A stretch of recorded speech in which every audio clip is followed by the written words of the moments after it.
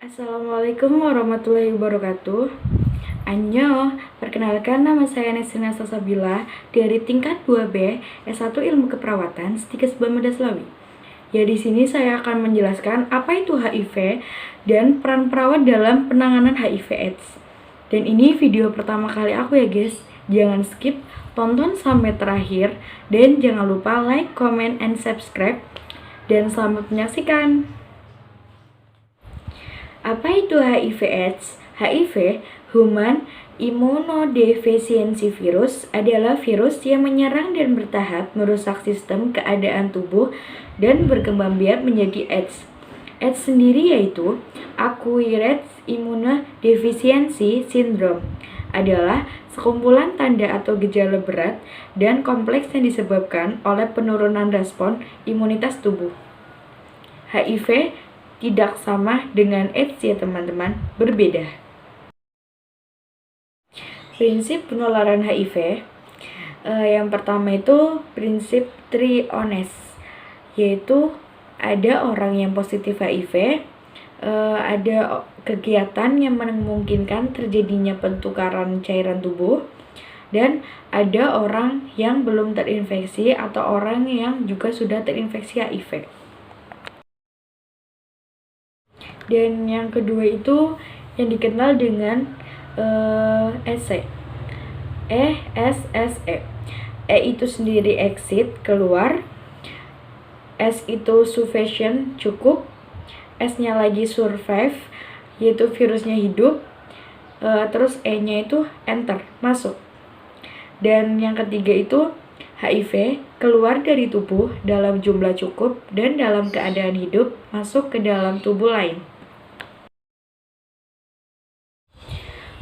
Bagaimana sih HIV itu ditularkan? Yang pertama itu kegiatan seksual tertentu.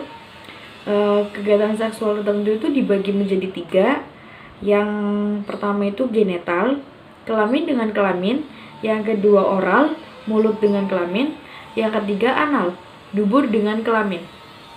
Dan yang kedua kontak darah. Kontak darah itu bisa jadi penggunaan jarum suntik, alat tindik, alat tato atau alat peluka lain, transfusi darah. Dan yang ketiga itu kehamilan, kelahiran, dan pemberian air susu ibu. Dan faktor terkait dengan penularan seksual itu, yang pertama, ada atau tidaknya infeksi alat kelamin. Yang kedua, jenis aktivitas seks. Yang ketiga, resiko aktivitas seks yang memungkinkan terjadi perlukaan atau pendarahan. Yang keempat, ada atau tidaknya darah. Faktor terkait dengan penularan melalui kontak darah. Yang pertama, penggunaan kembali jarum suntik dan tabungnya. Yang kedua, penggunaan bersama perlengkapan menyuntik seperti air, sendok, dan filter. Yang ketiga, darah atau produk darah yang terinfeksi. Yang keempat, perlengkapan bedah. Faktor terkait dengan penularan dari ibu ke anak. Yang pertama, jumlah virus dari ibu yang positif. Yang kedua, tahapan HIV dari ibu yang bersangkutan. Yang ketiga, pemberian ASI. Yang keempat, kelahiran melalui vagina.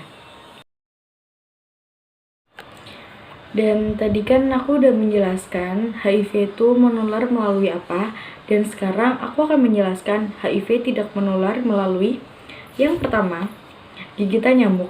Yang kedua, bersalaman, bersentuhan. Yang ketiga, pelukan ciuman. Yang keempat, menggunakan peralatan makan atau minum bersamaan.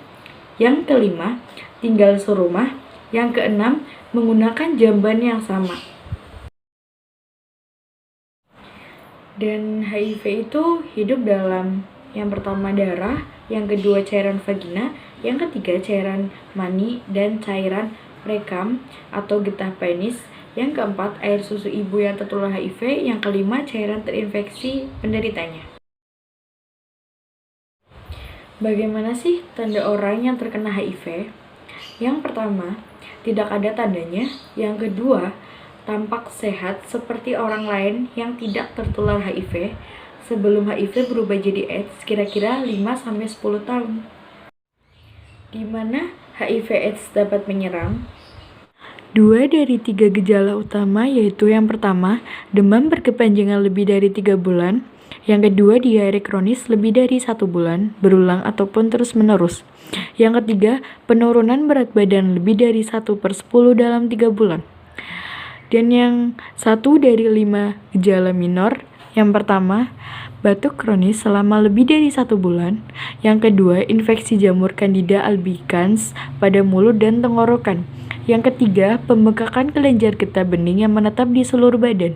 Yang keempat, munculnya herpes zoster berulang. Yang kelima, bercak-bercak gatal di seluruh badan. Cegah HIV dengan 5 I, B, C, D, E. A. Abstinense adalah tidak berhubungan seks di luar nikah. B. Be faithful adalah saling setia pada pasangan. C. Kondom, yaitu penggunaan kondom saat berhubungan seksual. D. Don't use rag, atau tidak memakai narkoba. Dan yang terakhir, E.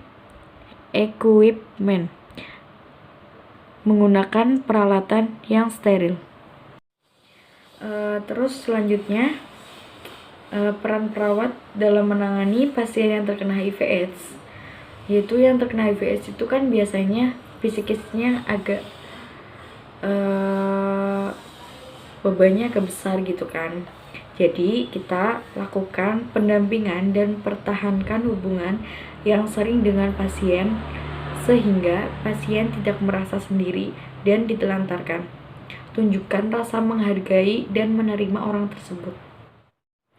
Sekian video tentang penjelasan dan peran perawat mengenai penyakit HIV/AIDS.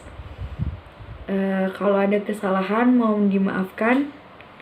Terima kasih semuanya. Jangan lupa like, comment, and subscribe.